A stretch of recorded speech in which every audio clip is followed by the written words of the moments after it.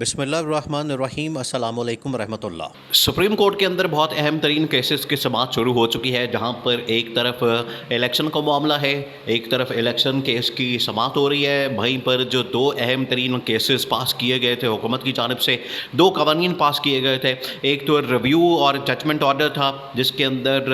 Review اور appeal وہ سارا معاملہ تھا۔ پھر اس کے بعد پریکٹس پروسیجر بل تھا 184 کے تحت، وہ بھی چیف جسٹس اور اختیارات اس کے کام کرنے کے لیے، کیونکہ حکومت کی جانب سے یہ حملہ کیا گیا۔ حکومت کی جانب سے مسلسل حملے کیے جا رہے ہیں سپریم کورٹ کے اوپر، لیکن سپریم کورٹ ڈٹ کے کھڑی ہے۔ اور سپریم کورٹ کے جو 4-5 اہم ترین ججز ہیں، جو آئین اور قانون کے مطابق فیصلہ کرنے والے ہیں، جو فیصلے کرتے ہیں آئین اور قانون کے مطابق، ان کو اس کی یہ جو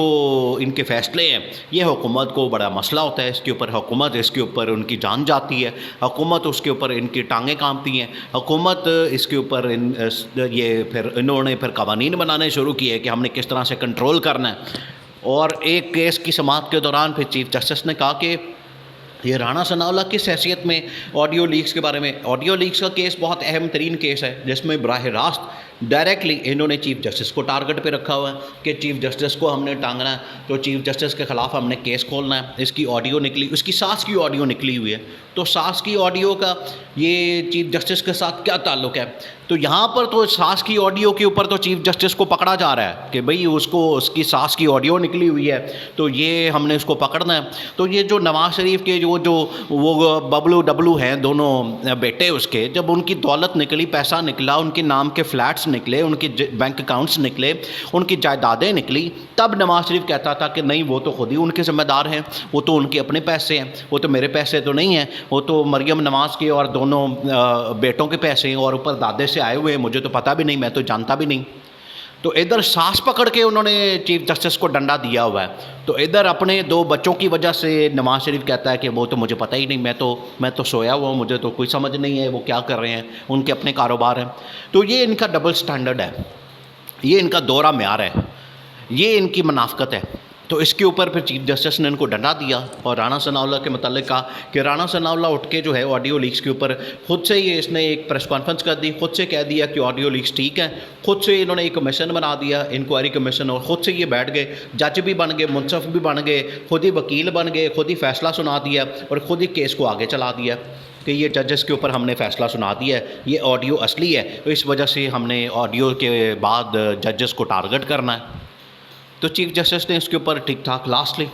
اور اب یہ کیس جا رہا ہے اس طرف۔ دیکھیں، یہ اب پوری حکومت، یہ ویسے ہی جو آخری مہینہ اب جون کا، اس کے اندر تو حکومت تو فارغ ہو جانا ہے، وہ چاہے پھر عدالت سے فارغ ہو یا پھر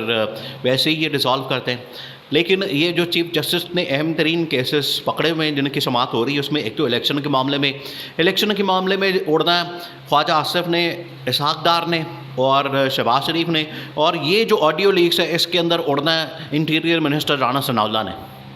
تو یہ 4-5 لوگوں کا جو ان کا پورا ٹولہ ہے جو مل کے بیٹھا ہوا ہے، اور یہ ٹولہ جو ہے انہی کی میٹنگ ہوئی تھی نواز شریف کے ساتھ، اور اس کے اندر یہ وفاقی وزیر قانون اعظم نذیر تارڑ بھی تھا۔ تو اس کے اندر جب نواز شریف نے کہا کہ 10 مئی کو 9 مئی کے واقعے کے بعد کہ یہ 9 مئی کا واقعہ جو ہے بڑا زبردست واقعہ ہمارے ہاتھے چڑھ گیا ہے، بس اس کو کیش کرنا ہے، اس میں ہم نے عمران خان کو بھی ٹانگنا ہے اور یہ ججز کو بھی ٹانگنا ہے۔ تو یہ اس کے اندر یہ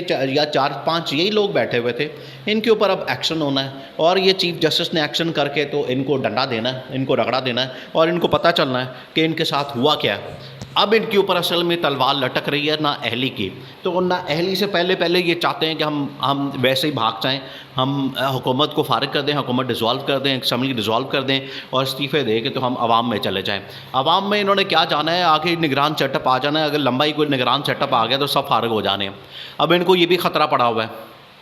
دیکھیں، یہ پی ٹی آئی کے لیے مسئلہ نہیں، آپ اس معاملے کو سمجھیں، یہ پی ٹی آئی کے لیے صرف مسئلہ نہیں بنا ہوا کہ آگے نگران سیٹ اپ آ گیا، اگر وہ لمبا ہی آ گیا تو پھر تو سب فارغ،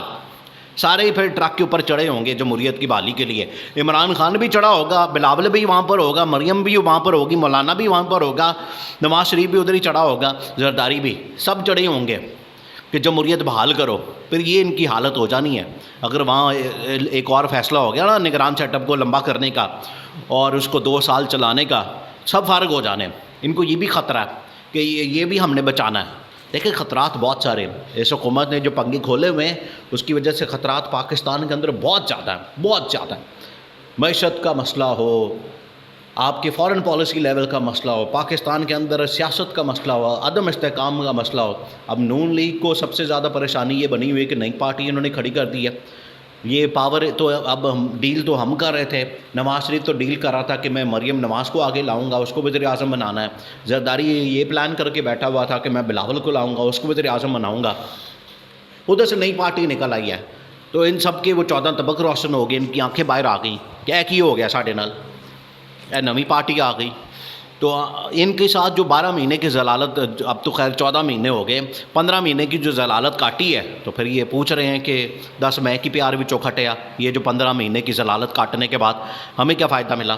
تو اب سپریم کورٹ کی جانب سے جس طریقے سے پاناما کیس بھی کھولا ہوا ہے، اس کے اندر ان کو بڑی امیدیں لگی ہوئی ہیں کہ جی وہ پاناما کیس کھل گیا ہے تو اس کے اندر اب ہم بچ جائیں گے، ہم نکل جائیں گے، نواز شریف کی نااہلی ختم ہو جائے گی۔ وہ مہینہ 2 کے لیے ویسے ہی آگے کیس پڑ گیا،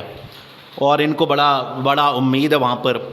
جسٹس سردار طارق مسعود سے، اس نے جس قسم کے ریمارکس دیے ہیں، ٹھیک ہے، اس کے اندر وہ پاناما کیس کھولا، اس نے کہا کہ سب کا کیس کھولیں، سب کی آف شور کمپنیاں چیک کریں، وہ سب کا ہونا چاہیے، اس میں تو کوئی ایسی دو رائے نہیں، سب کو ٹانگنا چاہیے۔ اس میں یہ ابھی نئی پارٹی بنی ہے جہانگیر ترین، علیم خان، ان کی آف شور کمپنیاں بھی یہ سب فارغ ہو جانے، سب کے سب۔ تو یہ سپریم کورٹ نے اب سپریم کورٹ سے سب یہ تلواریں نکلنی ہیں، نہ اہلیوں کی ڈسکوالیفیکیشن کی، اور آگے یہ حکومت بھی فارغ ہونی ہے۔ یہ آخری مہینہ ہے ان کے لیے، یا تو یہ خود چلے جائیں گے اور خود جا کے یہ السلام علیکم کر دیں گے کہ بھائی ہم بس ہو گئی ہماری، اب ہمارا ووٹ بینک بھی ختم ہو گیا، پارٹیاں بھی بالکل ہماری فارغ ہو گئیں، تتر بتر ہو گئیں۔ ہم تو چکر میں آئے تھے اس میں کہ عمران خان کو مائنس کریں گے، عمران خان کی پارٹی کو کرش کریں گے، عمران خان کو ہم فارغ کر دیں گے، اور پھر اس کے بعد 2 پارٹیاں وہی دندناتے ہوئے پاکستان کے اندر پھر وہی ہم لوٹ مارا اور حلوہ مانڈا شروع کر دیں گے۔ ایسا تو کوئی ان کے خواب جو ہے پورے نہیں ہوئے، نہ نواز شریف واپس آیا، نہ مریم نواز کو کوئی عہدہ آگے ملنے کی کوئی امید ہے، اور نہ بلاول کو، سب فارغ ہو جانے۔ جو ان کو چیک چک کرنا تھا، ان کا جو ایکسپیریمنٹ کرنا تھا، تجربہ کرنا تھا، وہ کر کے دیکھ لیا، اور ان کی کارکردگی سامنے آ گئی ہے۔ عوام نے بالکل ریجیکٹ کر دیا ان کو، بالکل کوئی اب ان کی حیثیت نہیں ہے، کوئی اب ان کو سپورٹ نہیں ہے، عوام اب ان کے لیے کھڑی نہیں ہونے والی۔ یہ جو ہر روز آ کے رولا ڈالتے تھے نا کہ مجھے کیوں نکالا، اور خلائی مخلوق کو، اور